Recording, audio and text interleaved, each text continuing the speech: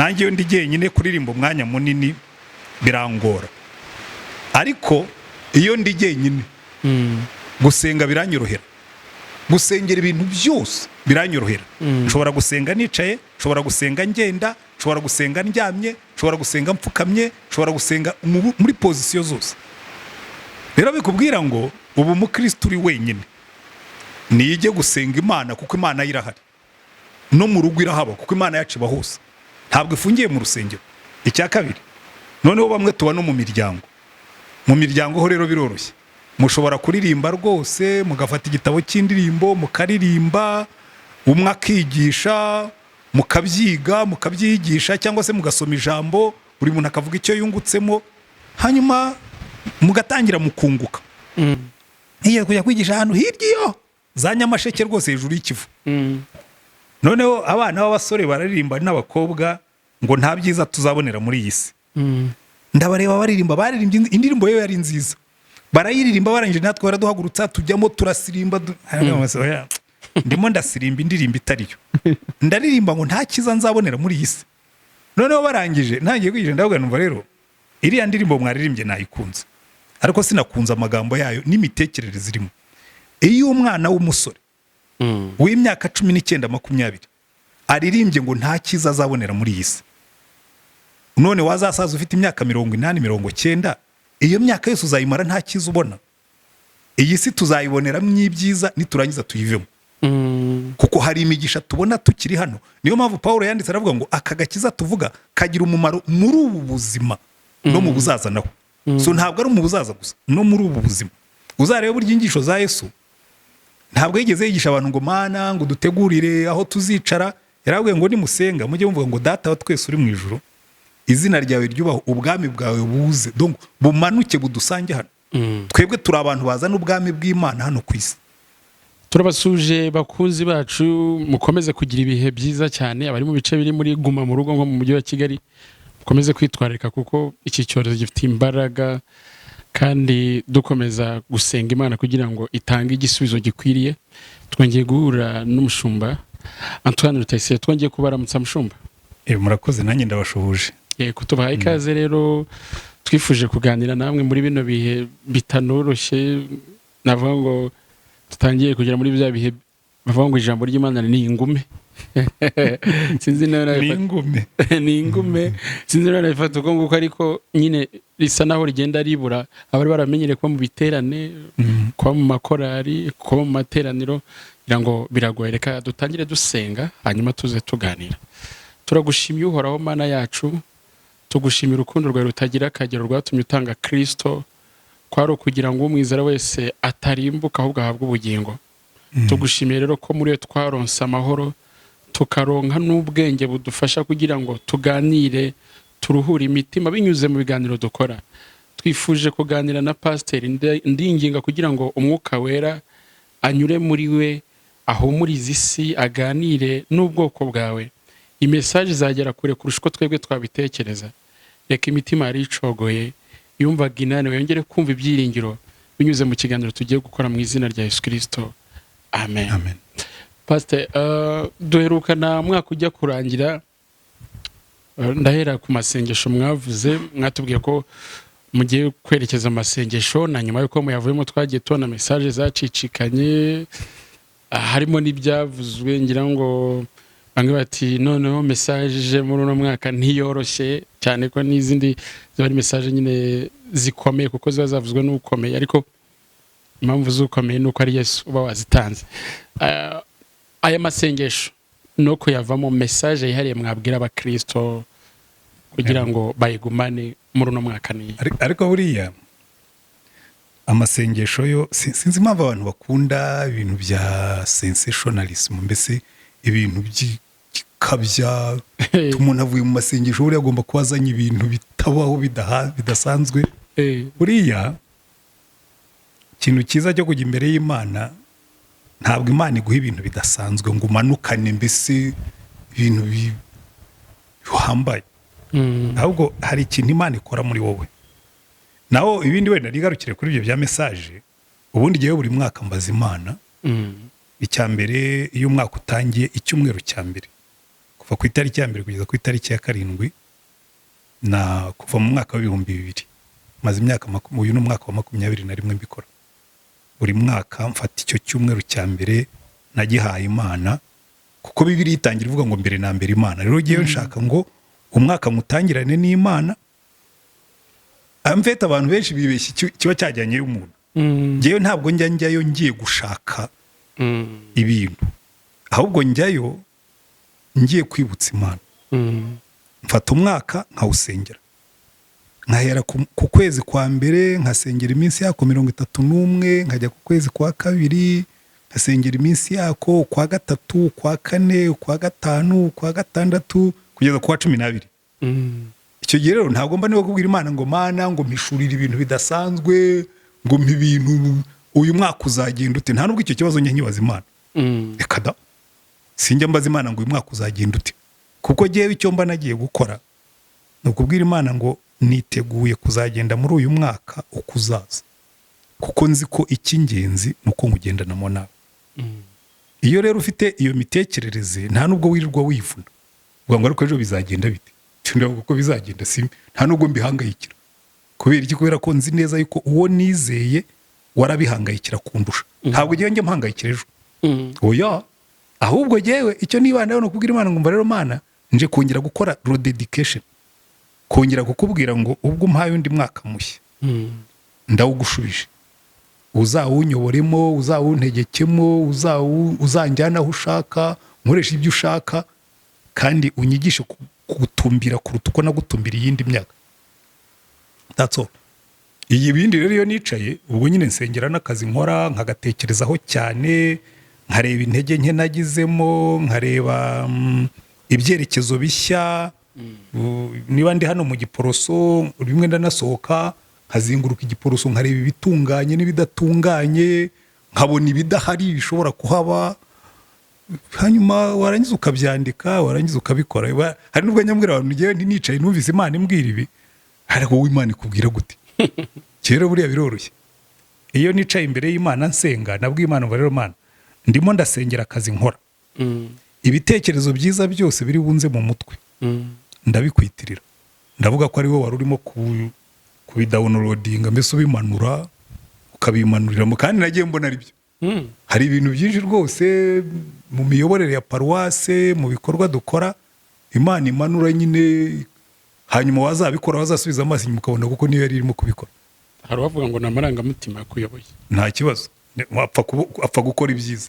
Ngewe n'ibyo byiza mbyitirira Imana, kuko erega n'ubundi buri ikibazo cy'abakristo benshi nuko bakunda ibintu biri sensational, ibintu bihambaye, ibintu bikanganye.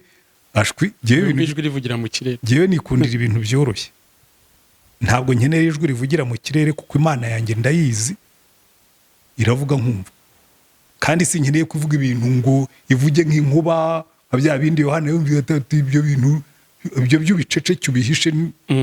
Oya, ngewe Imana buriya nayibonye mu bintu byose, ngendana nayo mu buryo bworoheje. Binkundiye ibyo bintu binashashagirana bihambaye, ntabwo nabigaragaramo. Hari message yakwiriye, ijambo ryumvikanye cyane ngo n'abagore b'ibirara, ngira ngo niba yarabaye sensation nk'uko mwarimo bivuga, sinzi buryo yakire na Rwanda. Ariko mu by'ukuri n'abari abagore b'ibirara nta nubwo nigeze mbigishaho, nabatanzeho ingero gusa, ariko barahari. Nuko gusa burya abanyamakuru mwebwe mureba akantu kazakurura amaso, kagakurura attention, kagakubita hariya ati pastor yigishe ku bagore b'ibirara. Ubwo rero kubera ko abantu benshi muri no minsi icyo kibazo baragifite, iyo postinze abagore b'ibirara ubu bashimye aho baribwa, bakavuga ati reka tujye kureba icyo pastor yavuze ku bagore b'ibirara. Yajyamo agasanga sinayo nyigisho nari mfite.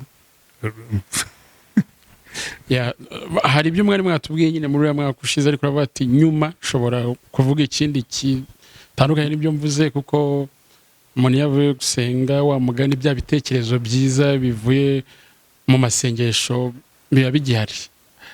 Hari ibyo wasabye abantu, hari n'ibyo ukomeza gusaba abantu, ariko ni iki mwasaba abantu noneho nyuma y'icyo gihe cy'ayo masengesho?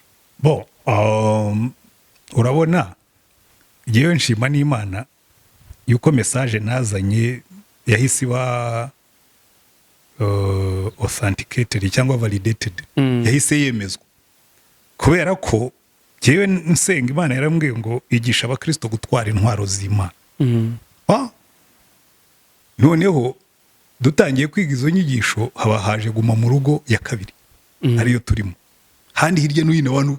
Noneho nsanga koko abantu benshi ikibazo bafite, iyo bageze mu bibazo ntabwo batekereza ngo bavuge ngo hari iby'Imana yavuze, hari uko Imana yavuze tugomba kwitwara iyo tugeze mu bibazo. Ambara neza intwaro z'Imana, nk'uko n'ubu batubwira ngo n'ubu ugenda mu muhanda ambara neza agapfukamunwa, kuko hariya hanze hari ikibazo. Imana yavuga rero ubwo hariya hanze hari ikibazo, ambara neza intwaro z'Imana. Ubu nibyo turimo kwigaho. Yego. Turi muri guma mu rugo ko bari mu mujyi wa Kigali, usibye ko n'abatari mu mujyi wa Kigali no mu Rwanda ni guma mu karere, ni guma mu karere cyangwa se n'isengero ntizemerewe. Nicyo nerekezaho. Dukunda kubwira abantu, namwe murabivuga ati Imana yapromotinze itorero ryo mu rugo, itorero ryo mu muryango. Ariko iyo muvuze itorero ryo mu muryango harimo n'utumbi byari byo, kuko abavuga ati ninde uzaturirimbira, ninde uzatwigisha, ese tuzavugiramo iki? Harimo n'ababura n'icyo bavugira. Ndagira ngo mugire icyo mufasha abantu iyo muvuze itorero ryo mu rugo, ngo abantu bishime, ngo bafashwe. Buriya nagiye mbwira abantu igihe cy'ibibazo iteka ryose Imana ikita umunzani. Ubu twarapimwe, reka mpere nk'amatorero. Nk'amatorero amenshi twari dufite akamenyero ko gukurura abakristo ibintu byose bikabera mu rusengero. Icyambere urya ni ikosa twakoze, ikosa ryo kumvisha abakristo ko abari mu mwuka iyo yateraniye mu rusengero, ku buryo urusengero ruhinduka inzu y'Imana, mbese hanze y'urusengero presence y'Imana ikaba idahari. Birya rero byabyaye abakristo, mbabarira ijambo ngiye gukoresha, byabyaye abakristo basenga ikigirwamana, Imana yo mu rusengero. Ku buryo iyo ufunze insengero ahita abura Imana.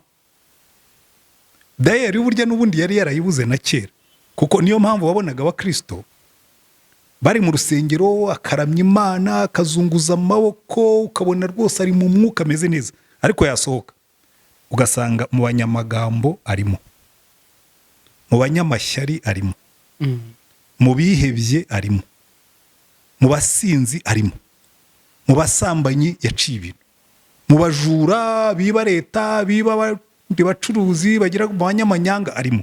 Kandi ko uriya muntu ko mu rusengero aba ari marayika ahinduka umudayimoni, byagenze bite? Uzi impamvu?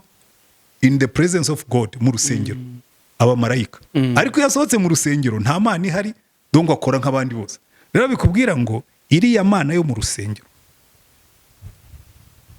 ubu ngubu ikizamini twahawe kikanadutsinda nuko bafunze insengero abantu benshi baribuze. Ubukristo bwabo barabubura, bayoberwa uko bari bwitware, bayoberwa uko ari busenge pastor adahari, bayoberwa uko ari busenge korali itaririmbye, bayoberwa uko ari bubikore neza neza, aribura. Icyo ni ikibazo. Icyo rero ni ikizamini twahawe, ahubwo nitugitsinda, niyo tutanagitsinda, ubundi iki cyorezo gihagaze, umupastori wese utekereza neza yagombye guhindura imyigishirize n'imikorere na encadrement y'abakristo, kuko ibi byaragaragaye yuko rwose akazi kacu twagakoze nabi. Ntabwo twateguriye abakristo guhangana n'ibihe bibi. Icyo ni ikibazo gikomeye. Narimo nibaza nyine noneho b'abakristo nyine mwafashe nguko mwatoje uko uyu munsi baragera mu miryango y'uganira nabo ati mu rugo se umuntu afashwe ati twebwe ntituzi gusoma n'ijambo ry'Imana, hari n'abatagiraga niyo Bibiliya. Uyu munsi umukristo uri kutureba, uri no kureba iki kiganiro, kugira ngo koko abashe kugira bwa busabane bwe n'Imana mu rugo, yakora iki? Ariko ubundi biroroshye. Reka dufate umuntu uri wenyine, aba ariho mpera. Umuntu uri wenyine ashobora gusenga, umuntu uri wenyine ashobora gusoma Bibiliya, wenda kuririmba uri wenyine bishoborwa na bake. Ibyo byo nanjye ndabyemera. Nanjye iyo ndi jyenyine kuririmba umwanya munini birangora, ariko iyo ndi jyenyine gusenga biranyorohera. Gusengera ibintu byose biranyorohera. Nshobora gusenga nicaye, nshobora gusenga ngenda, nshobora gusenga ndyamye, nshobora gusenga mpfukamye, nshobora gusenga muri pozisiyo zose. Rero bikubwira ngo ubu umukristo uri wenyine niyige gusenga Imana, kuko Imana irahari. No mu rugo irahaba, kuko Imana yacu iba hose, ntabwo ifungiye mu rusengero. Icya kabiri, noneho bamwe tuba no mu miryango.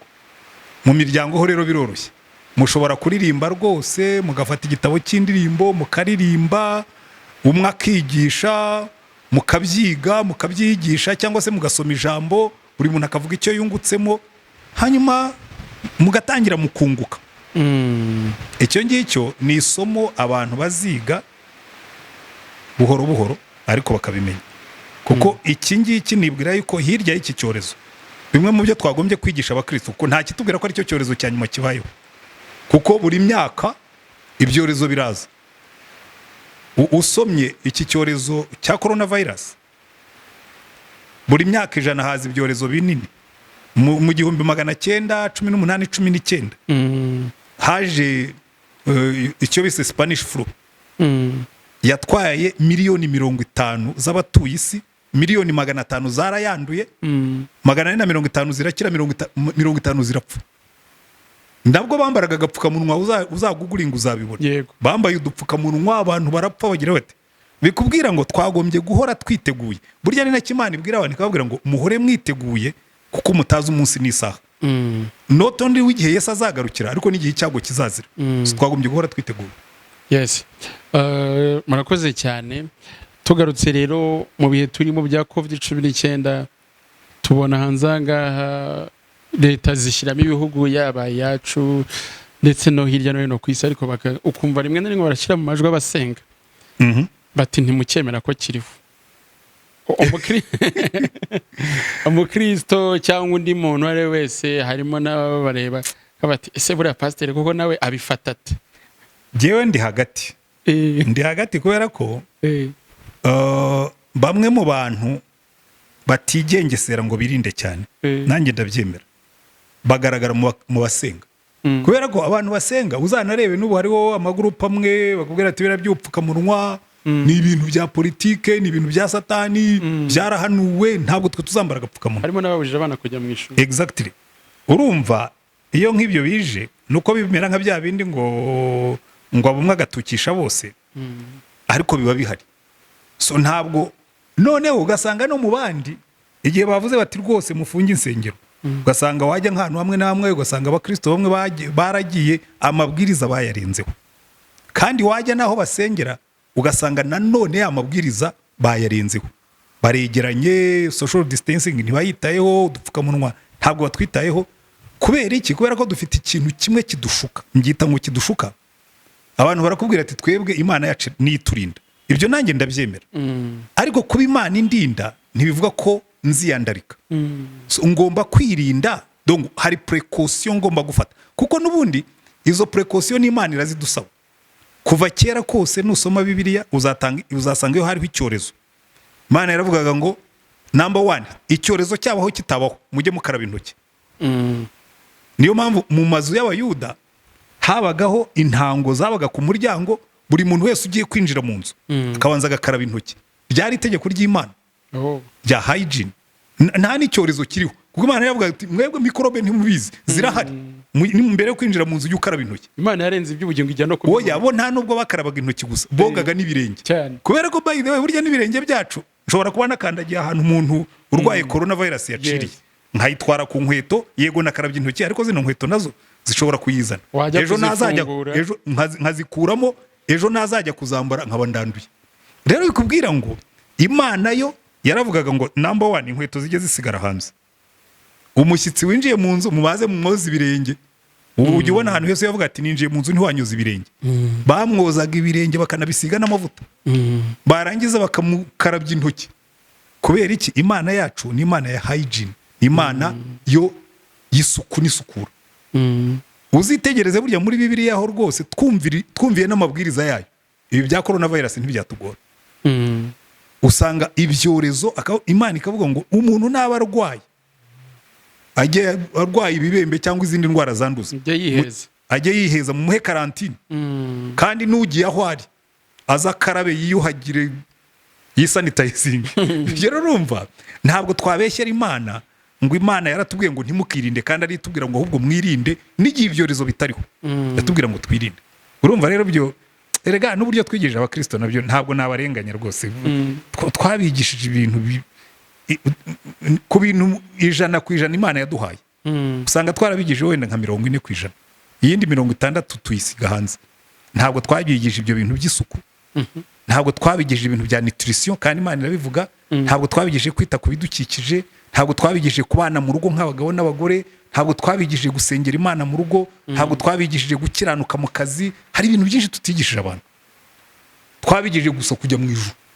Abantu bose bazi uko bizatungana tugeze mu ijuru. Hari igihe wumva umuntu avuga ko se umwana njya nkunda gutanga urwo rugero, iyo kujya kwigisha ahantu hirya iyo za Nyamasheke rwose hejuru y'Ikivu, noneho abana b'abasore bararirimba n'abakobwa ngo nta byiza tuzabonera muri iyi si. Ndabareba baririmbye indirimbo yo yari nziza, barayiririmba barangije natwe baraduhagurutsa tujyamo turasirimba. Ndimo ndasirimba indirimbo itariyo, ndaririmba ngo nta kiza nzabonera muri iyi si. Noneho barangije ntangiye kwigisha ndavuga numva rero iriya ndirimbo mwaririmbye nayikunze, ariko sinakunze amagambo yayo n'imitekerereze irimo. Iyo umwana w'umusore w'imyaka 19-20 aririmbye ngo nta kiza azabonera muri iyi si, none wazasaza ufite imyaka 80-90, iyo myaka yose uzayimara nta kiza ubona. Iyi si tuzayiboneramo ibyiza niturangiza tuyivemo, kuko hari imigisha tubona tukiri hano. Niyo mpamvu Paulo yanditse aravuga ngo aka gakiza tuvuga kagira umumaro muri ubu buzima no mu buzaza naho. So ntabwo ari mu buzaza gusa, no muri ubu buzima. Uzarebe burya inyigisho za Yesu ntabwo yigeze yigisha abantu ngo Mana ngo dutegurire aho tuzicara. Yaravuga ngo nimusenga mujye mvuga ngo Data wa twese uri mu ijuru, izina ryawe ryubaho, ubwami bwawe buze, donc bumanuke budusange hano. Twebwe turi abantu bazana ubwami bw'Imana hano ku isi. Iyo mindset, iyo mitekerereze ntabwo twayigishije abakristo. Jewe rwose nwaza akavuga ati pastori aranenga aranegura, nanjye ndimo. Ntabwo twabyigishije bihagije. Dukwiye kwikubita ku gatuza tukavuga ngo uzitegereze inyigisho za Yesu, izabigishwa ba Yesu zari inyigisho z'ubwami bw'Imana, ntabwo zari inyigisho z'ijuru, zari teaching of the kingdom, ubwami bw'Imana hano. Niyo mpamvu uzarebe mu itorero rya mbere baravuga ngo nta mukene wababagamo, ngo basangiraga byose, ngo badafite imitima y'ishama.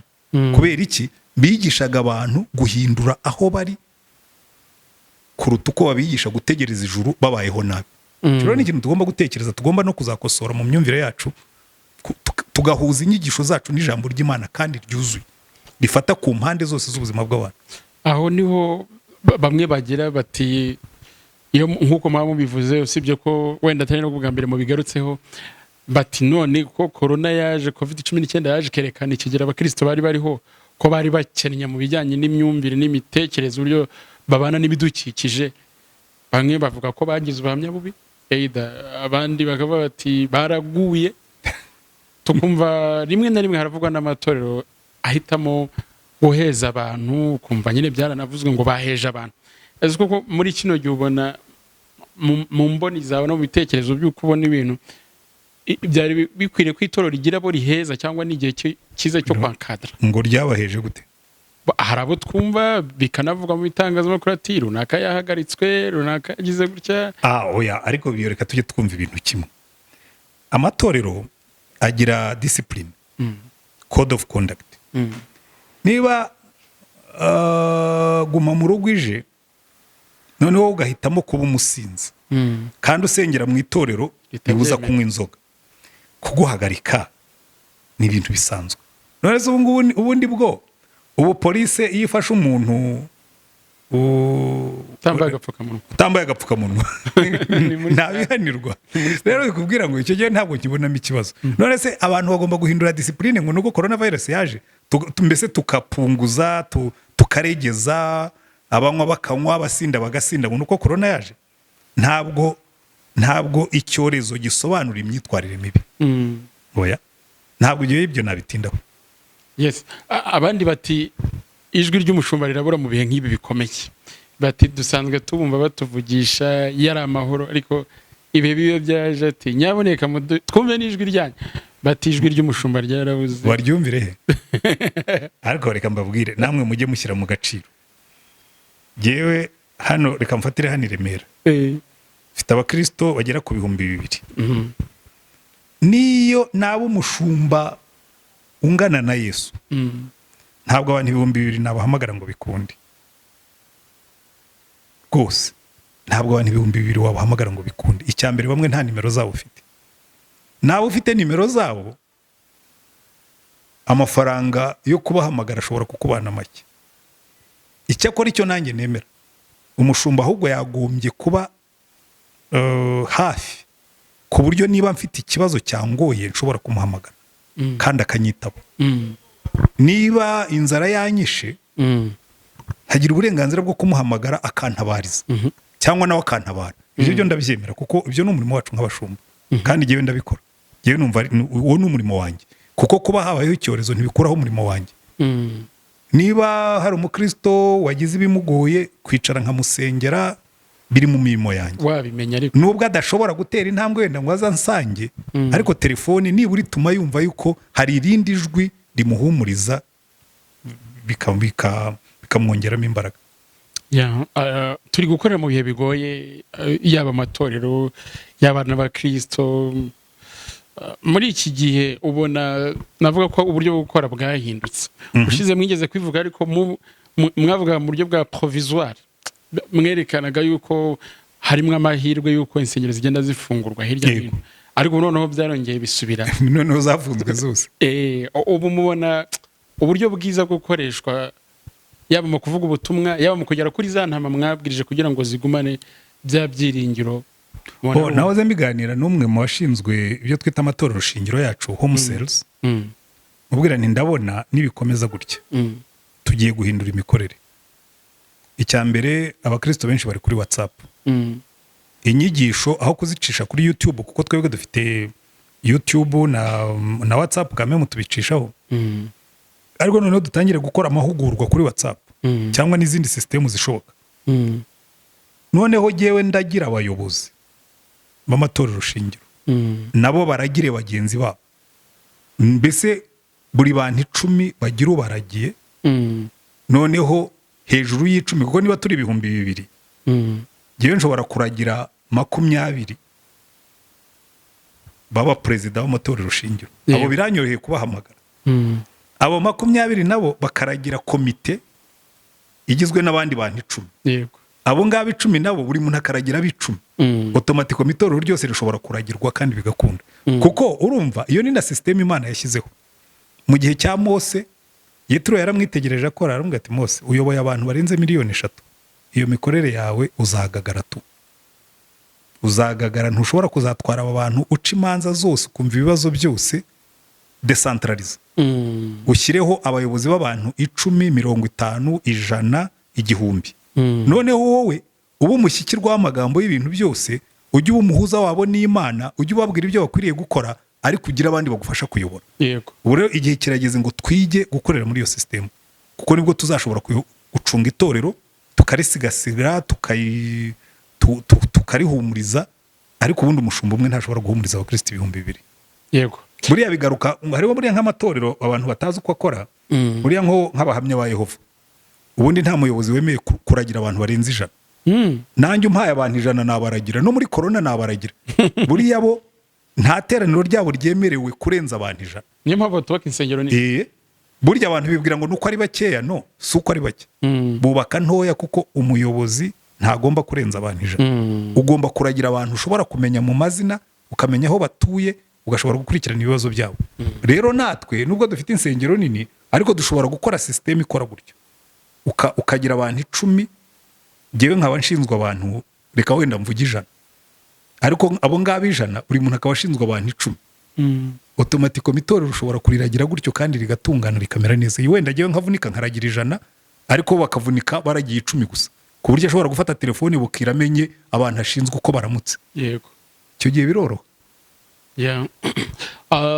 turimo twegereza ku musozo tunabashimira umwanya mwaduhaye muri COVID-19 yaba muri lockdown y'ubushize ikiza n'uyu munsi hariho n'ibindi byagiye bivuga no hagati yabyo mubona ari ukubera iki iyo haje ibihe bikomeye nk'ibi ngibi ibihuha byiyongera ndetse n'inkuru zikomeye ushize mwabe nk'abivuga ariko mubivuga nyine mwerekana impano imwe nyine igoye muvuga ko ngo ikigoranye no mwitorero ariko harimo n'abatanyuza mu buhanuzi bati ndanura ariko kabona nyine ibihuha byiyongere kandi bivuga ko biturutse ku Mana ariko biroroshye cyane ibihe byose iyo habayeho akaga nkaka abantu barahangayika iyo rero abantu bahangayitse haza ibintu bibiri haza inkuru z'urucantege zishyigikira kwa guhangayika hakaza n'izindi z'ibyiringiro zigerageza gufasha abantu ngo bave mu guhangayika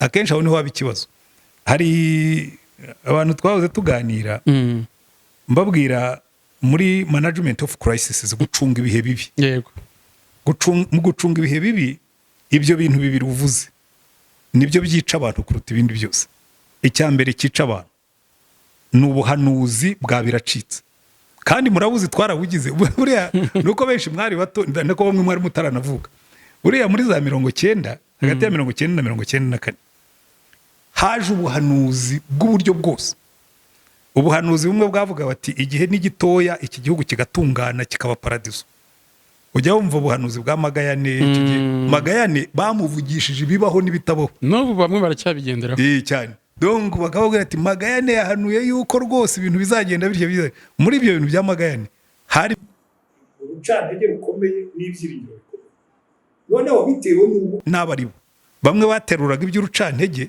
akaba ari byo mbese bamplifiye bakabigira binini abandi bagaterura iby'ibyiringiro bati mwihanganeho gatoya inkotanyi ziraje zirafata igihugu ibintu bitunganye icyavuyemo niki navuga ngo byombi iby'urucantege byarabaye iby'ibyiringiro byarabaye none munsi rero ubundi burya ibanga ryo gusiriviva ryo kurokoka ibi ngibi ni ukudashyira imbaraga mu rucantege ni no kudashyira imbaraga mu byiringiro kubera iki muri leadership hari iby'umugabo witwa Jim Collins yise Stockdale principle James Stockdale yari umwamirari w'umunyamerika baza gufatwa mu ntambara ya Vietnam bamufunga imyaka 7 icyo gihe rero icyo babakoreraga barazaga bakabaca intege bakabatorutira mbese bakabahungabanya bakabagaburira nabi kubakubita bo sinzi ko niba barabakubitaga ariko buriya bafite ukuntu baguca intege kugira ngo uzanamene n'amabanga cyangwa gusa utumutwe noneho rero Stockdale muri interview yahaye abantu yaravuga ati hari ubwoko bubiri bw'abantu batashoboye kurokoka ibyo bihe bibi twabayemo nk'imfungwa nabagenderaga kuri ibyo bihuha by'urucantege babwira ngo ejo bazaturangiza ni n'abagenderaga ku byiringiro bivuga ngo ejo tuzataha atabo ngabo rwose bamenetse nk'urwondo vuba kubera iki kubera ko iyo ushyizeho urucantege n'ubundi nyine abantu bahita bacika intege nta naho baragera bakareka gukora bakareka kugira icyo bavuga ati n'ubundi ejo bizaba byarangiye niyo uremye ibyiringiro ntibisohoze nanone bibyara wa musaruro abantu iyo bagejeje kuri ya tariki ntibibe bacika intege ubundi ikizima ni bya binakubwiraga nti yewe iby'Imana yambwiye nasanze ari byo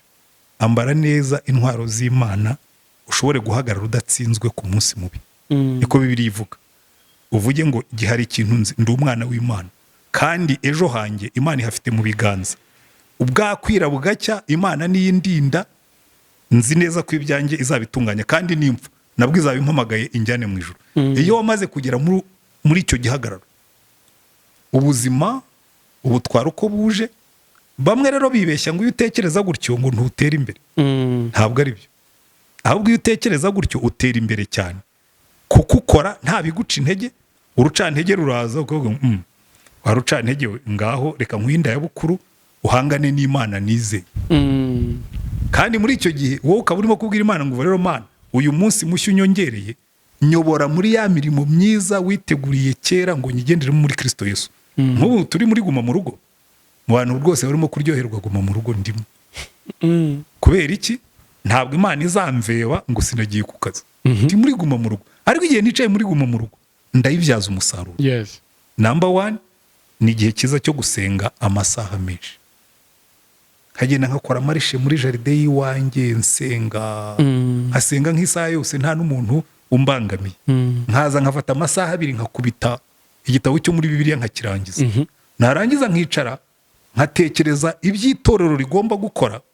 Nk'ubu narangije agatabo kazadufasha mu kwigisha abo mu matorero shingiro, ngiye kwandika agatabo kazadufasha muri ankadiroma y'urubyiruko. Wow. Nitinda nzandika ndongo jewe ubu ahubwo mbona guma mu rugo irimo kumbera umugisha n'ibindi jewe guma mu rugo ahubwo ishobora kuzaba ngufi. Buri umuntu buri cyo yikoresha muri guma mu rugo nusanzwe abeshwaho n'akazi runaka. Iyo atagiye ku kazi ntacyo bafite kindi akora, arahuga nyine donc nta creativity nta innovation iba mu buzima bwe wabeshe. Bene abo bantu by the way uzanabibona niba wajya mu kiruhuko cy'izabukuru nyuma y'imyaka mike ukabona yabaye musinzi cyangwa yapfuye, kuko ntiyigeze yiga kubaho ngo agire icyo bita adaptability na flexibility, amenye kubaho atari muri bya bindi amenyereye. Jewe uhinduye ushobora guhindura ibyo kurya mpfa kubitekerezaho gusa.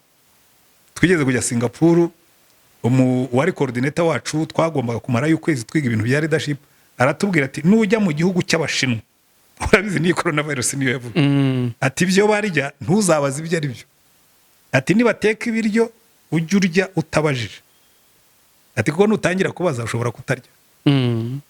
Fine, giye byoroshye nko guceceka nkahumiriza nkavuga ngo tugiye kurya inyama, niba ari izipusi niba ari izimbwa sindi bubaze icyo ari cyo, ndarya n'indwara ubwo baramvuza, n'intarwara ubwo nzaba ushobora kubita. Byoroshye gutyo kuko iyo na adaptability. Abantu benshi rero ntabwo bazi kubana n'ibyahindutse. Yego. Bazi kubaho ajya ku kazi akavayo agaca mu kabari agataha, bazi kubaho ajya mu kazi akavayo agaca mu rusengero agataha. Iyo uhinduyeho gatoya muri ibyo ngibyo aribura. Ariko buryo uburyo bwiza ni ukwicara ugasubira inyuma ukavuga ngo ke ubwo ibintu byahindutse iki gihe mbonye ndagikoresha iki, kuko Imana yo yari ibizi ko coronavirus izabaho, Imana yo yari ibizi yuko guma mu rugo izabaho, iya mbere n'iya kabiri wenda hazaza n'iya gatatu simbizi, ntabwo babinteye. Imana yari ibizi ariko iravuga ngo nkiri mu nda ya mama iminsi yanjye yose harimo n'iya guma mu rugo yari yanditse mu gitabo cyawe. Kandi muri icyo gitabo hakavuga ngo kandi hariho n'imirimo myiza Imana yiteguriye kera ngo nyigenderemo muri Kristo Yesu. So icyo nkora ni iki rero? Nukubwira Imana ngo Mana ko ndi muri guma mu rugo, imirimo myiza witeguriye kera ngo nzayigenderemo ndi muri guma mu rugo ni iyihe? Nkumva ubwonko bwanjye burimo buratera amagi y'imirimo myiza nkayikora, hanyuma nkanezererwa muri guma mu rugo. Wambona nkahindura amasaha yo kurya, nkahindura ayo kuryama, nkanezererwa nubwo hari guma mu rugo. Yego. Aho kwicara ngo ndware mu nda cyangwa uhangayike, dushyize muri guma mu rugo mwitinze kurangira ngo turapfuye. Ntabwo dupfuye, turiho. Oya, turiho. Bigeze no kuvuga ati none nta wasohoka ngo aguteme. None twebwe twigeze kuba muri guma mu rugo utegereze tuze kugutema, none turi muri guma mu rugo utegereze icyago kiri hanze kirangira usubire mu kazi. So igihe ukiriho Bibiliya iratubwira ngo nuba uriho ufite ibyo kurya ukagira ibyo kwambara ukagira umutima unyuzwe, ibisigaye byose ngo biba biri abari idembe. Okay, turimo turasoza, nari mbivuze ariko sinasoza ntagarutse ku muryango. Umuryango nubwo nigeze kubariza, haraba basanzwe batabanye neza, bacengacenganwa, yazindukiye mu kazi undi yagiye. Twanabonye abakansarazi benshi bagiye batubwira ati muri guma mu rugo muhebye lockdown ya mbere ibibazo byaravutse, namwe mwarabitubwiye ubushize. Ubu rero hari abantu bari bibaniye gutyo bisanzwe, none ubu bari kumwe. Ashobora gufungura iki kiganiro turi kureba, niki wababwira? Bari basanzwe babayeho nyine mu buryo bwo kurwaza none ubu. Reka nkubwire, ikibazo gikomeye ni uko mwebwe ufata umurokore ukamubaza uburyo utari umurokore agomba kubaho.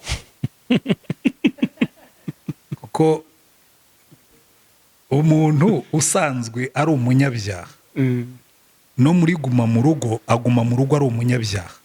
agatekereza nk'umunyabyaha. Jewe nuko umugore wanjye akorera mu rugo, bo barakomeje barakora ariko bakorera mu rugo.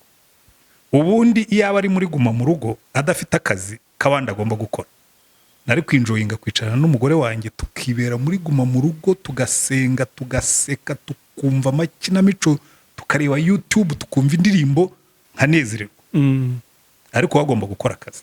Ariko hari undi muntu wa wundi ubundi no kubana n'umugore we ari nk'igihano. None batekereza n'ubundi bajyaga babana nabi, ariko niba bagira amako gahenge ko kujya ku kazi. Noneho bahereye mu gitondo bari hamwe. Essence yicaranye n'umuriro.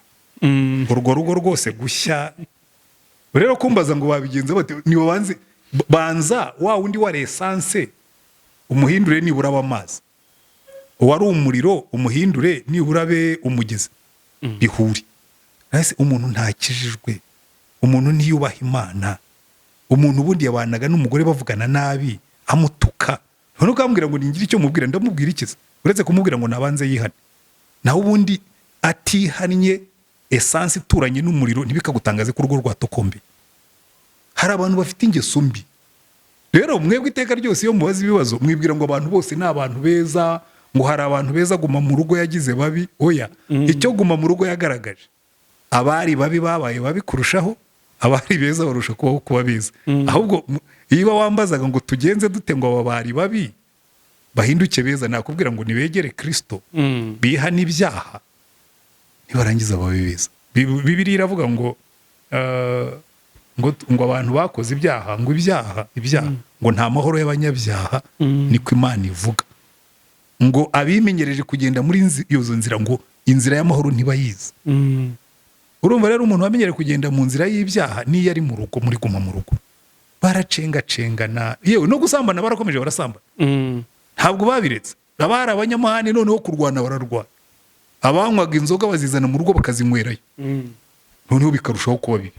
Ubundi yajyaga zinywera hanze nibura akaza yasinze, noneho asigaye asinda umugore amureba cyangwa umugabo amureba, bikaba bibi. So icyo nkubwira, nta rindi banga, nta cyerekezo, nta wundi muti, umuturi muri Yesu. Abantu babanze bakizwe, bahinduke, bagendere mu mbuto z'umwuka wo kugenda mu mbuto za kamere, hanyuma guma mu rugo iryoye. Nta rero gufata umuntu w'umunyabyaha wicaranye n'umunyabyaha kazi cyangwa n'umunyabyaha wicaranye n'umukiranutsi, uko byagenda kose umunyabyaha ngo niba bamushyira mu gihugu cy'abakiranutsi ngo azahakorera ibyo gukiranuka, ibyo gukiranirwa. So nta nuko bigenda. Hari kategori ebyiri z'abantu, hari essence n'umuriro, hari n'abandi bamaze kuzima bavamo abantu bazima, biratungana. Ya murakoze cyane. Ndakomeje kugenda ndeba commentaire arizo abantu baduhaye zo gushima ikiganiro twakoranye ubushize, ariko nibukaga ko harimo ikibazo nari nagishatse bura nakibuze, ariko nakibonye. Yego. Sinzi aho yabivanye. Yarabajije ubwo wenda nibiri mu buzima bwe, yarabajije ngo mbese ngo kwiyahura birababarirwa.